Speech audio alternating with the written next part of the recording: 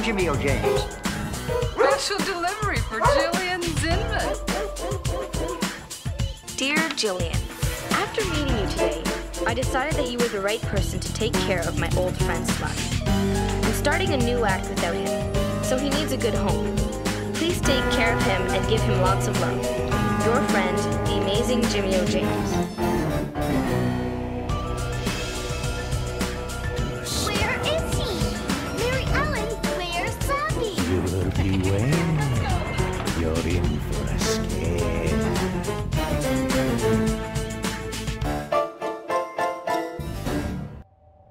In my previous episode, I mentioned how Werewolf Skins was personally one of the scariest Goosebumps episodes I had seen as a kid.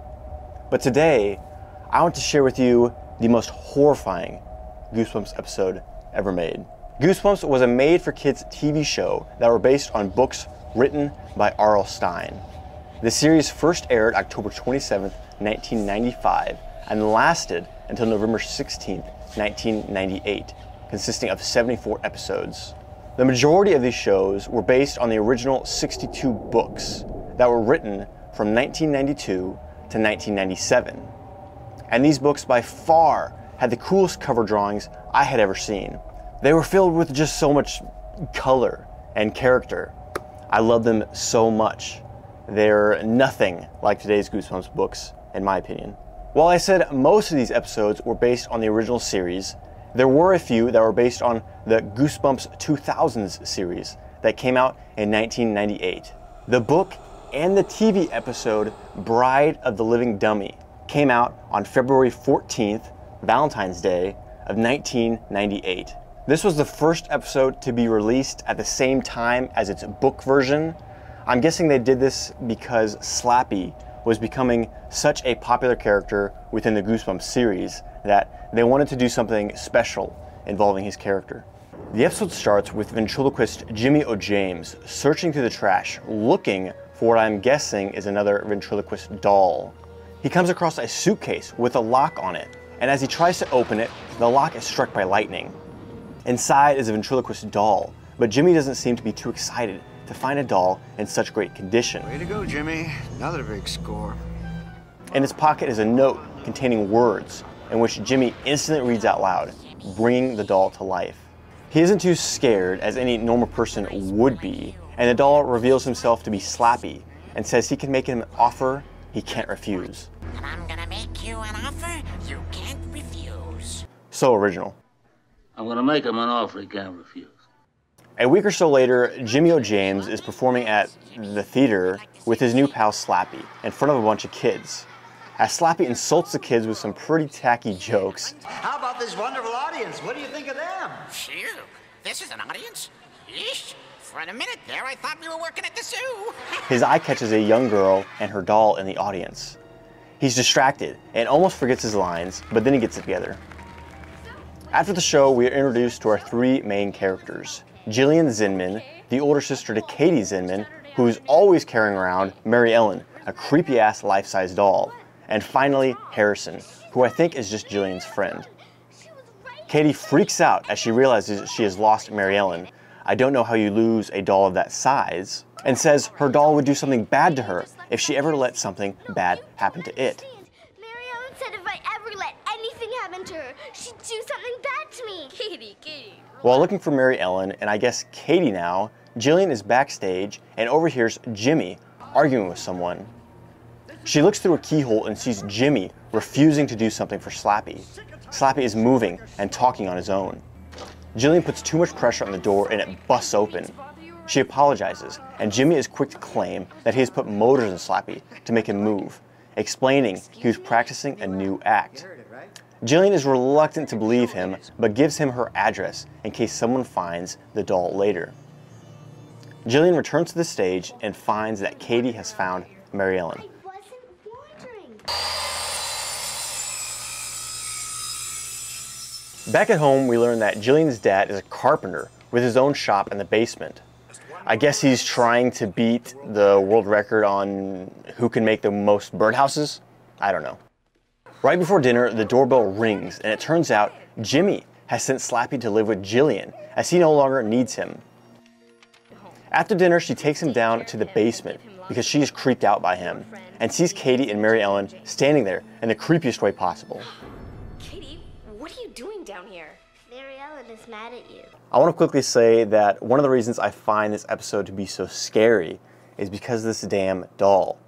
As a kid growing up, I was terrified of dolls, and Mary Ellen only helped reinforce this fear.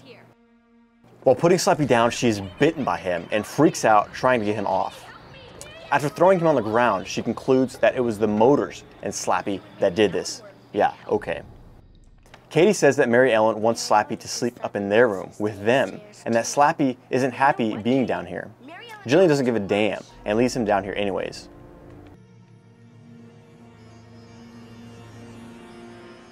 That night, we get some creepy camera shots that shows Slappy is no longer in the basement and is in fact wandering the house. The dog starts to bark at him, but he just tells him to shut up. Quick side note here, this is the same dog used in Welcome to Dead House, whose name was Petey. We get a view of Slappy approaching Jillian's bed, then it cuts to morning. Creepy old Mary Ellen is sitting up in the bed before anyone else is awake, and as the two girls wake up, they find Slappy sitting on the desk with words written on the mirror saying, I want my bride.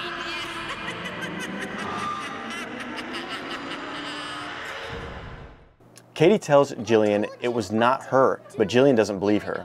Jillian has had enough of Slappy and wants to return him back to Jimmy O. James, but not before being stopped by their mother, asking where her wedding ring went. Now, I don't know how many ladies keep their wedding rings in a box, but whatever. Oh, really? So what happened then? Did my wedding ring just get out of the box and walk away? Your wedding ring?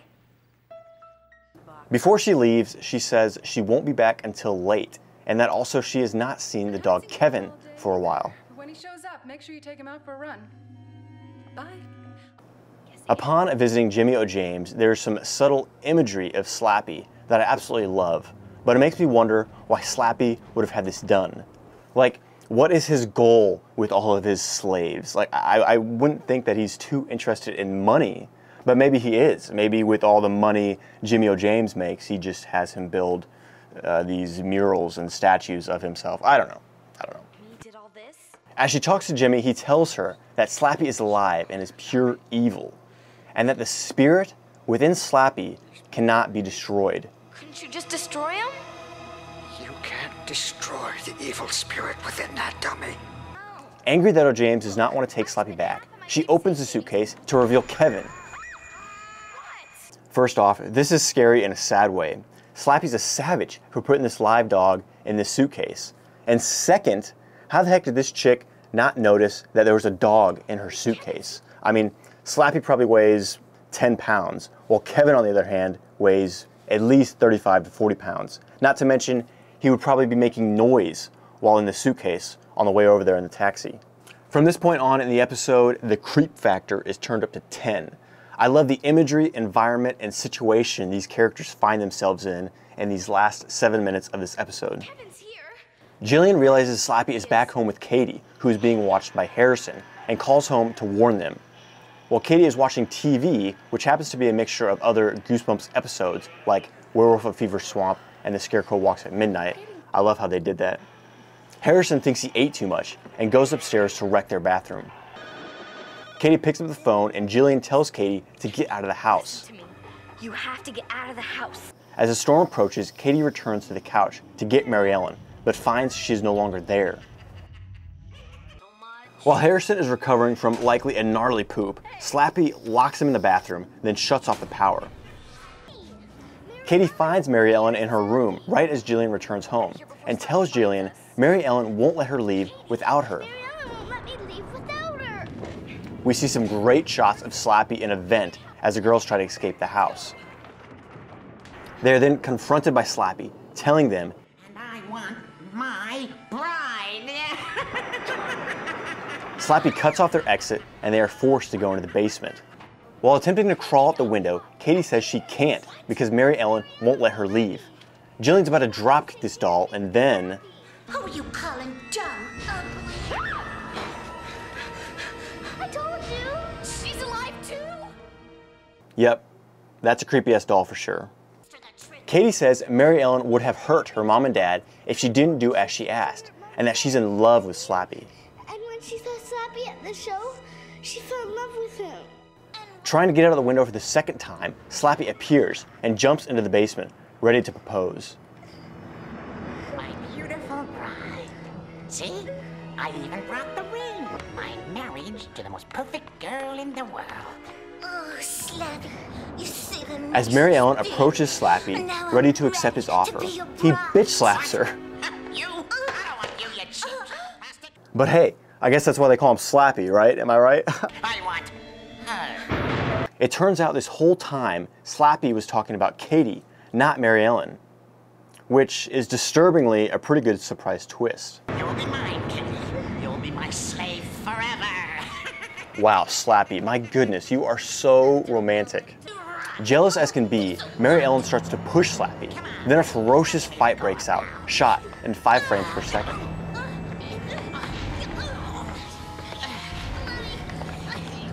Get off of me, you plastic parasite. While the two dolls are distracted, Jillian turns back on the power and then turns on the table saw that they're both fighting on. The saw blades chew them both up.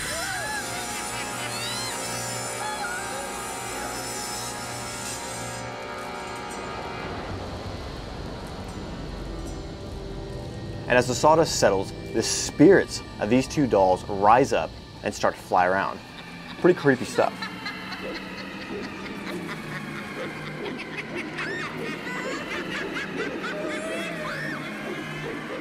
We get the same line said from Night of the Living Dummy Part 3, and all is thought to be over. Is it over? It's over. Jillian and Katie make their way upstairs, reflecting on how James said Slappy's spirit cannot be destroyed. Scared by their parents walking in, they remember Harrison is still locked in the bathroom. Now, the ending to this episode was just so disturbing to me as a kid. I'll go ahead and let it all play out.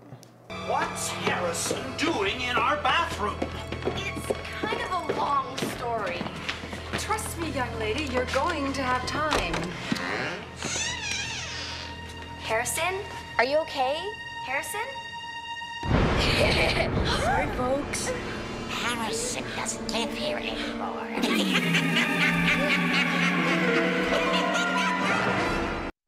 Those eyes, man, it's such a wonky yet scary image. And that's Bride of the Living Dummy. Now remember, you have to imagine being a kid and watching these episodes.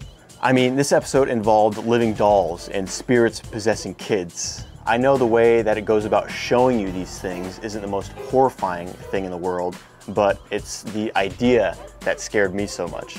Mary Ellen is definitely what made this episode so scary for me. Growing up, my sister had a few dolls around the house similar to this one, and I just remember as a kid watching these dolls, just waiting for them to move just slightly. By the age of 10, I had already seen every single Goosebumps episode and movies like The Thing, Sleepy Hollow, and The Predator.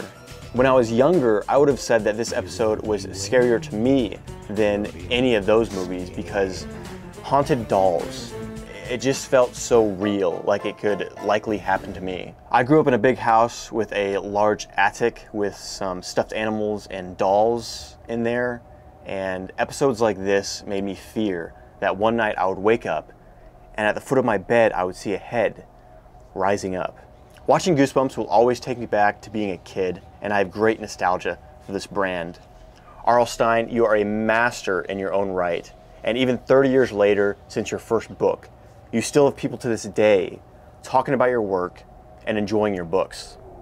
Thank you guys so much for watching. Leave a like if you could, as it really helps me out, and drop a comment letting me know what you thought and what video I should make next. Also subscribe if you want to see more videos in the future. With that, guys, I'm gonna let you go, and I hope you have... Heck no. Heck no.